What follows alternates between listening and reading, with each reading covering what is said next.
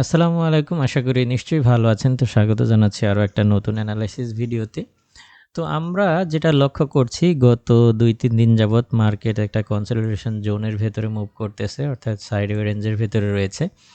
এখন বর্তমান প্রেক্ষাপটে যদি উপরের দিকে এই রেশিওটাকে ক্রস করতে পারে তাহলে আরও বুলিশ হবে এবং নিচের এই রেশিওটাকে ক্রস করতে পারলে মার্কেট আরও ডাউন হবে। আজকের সকালের দিকে আমরা লক্ষ্য করেছি যে এই জোনটাকে অর্থাৎ ২৬৪০ এর যে জোনটা রয়েছে এটা ক্রস করার চেষ্টা করেছিল, তারপরেও ব্যর্থ হয়েছে, প্রাইস এখানে সাস্টেইন করতে পারেনি। তো এখন দেখার বিষয় যে এই জোনটা কি ক্রস করবে কি করবে না। তো মূল আলোচনায় যাওয়ার আগে আমরা যদি ইকোনমিক ক্যালেন্ডার দেখি তাহলে দেখতে পাচ্ছি যে আজকের দিনেও তেমন কোনো গুরুত্বপূর্ণ ডেটা রিলিজ হবে না। তো সবকিছু মিলিয়ে মার্কেটে টেকনিক্যালি মুভমেন্ট করবে বলে প্রত্যাশা করছি, যদিও ভূ রাজনৈতিক উত্তেজনা চলমান। তো এটা আমাদের নজরে রাখতে হবে। তো আমরা যেটা করতে পারি, যতক্ষণ পর্যন্ত মার্কেট এই রেঞ্জের ভেতরে রয়েছে আমরা বাই এবং সেল করতে পারি। নিচের দিকে পেয়ে গেলে বাই, উপরের দিকে পেয়ে গেলে সেল। কিন্তু যখনই এই রেশিওটা ভেঙে যাবে তখন একটা ট্রেড স্টপ লস হিট করার সম্ভাবনা তৈরি হবে। তো যেমনটা বলছিলাম, আমরা সংক্ষেপে আজকে যদি আমাদের ট্রেডিং প্ল্যান করি তাহলে আমরা যেটা করতে পারি, এই দিকটায় পেয়ে গেলে আমরা বাই নিতে পারি।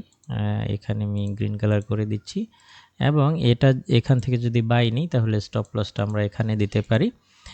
তো এই হচ্ছে ব্যাপার। এবং যদি আমরা এই প্রাইসটাকে উপরের দিকে পেয়ে যাই তাহলে এদিকটায় পেয়ে গেলে আমরা সেল নিতে পারি আর এইটার স্টপ লসটা আমরা এখানে দিতে পারি।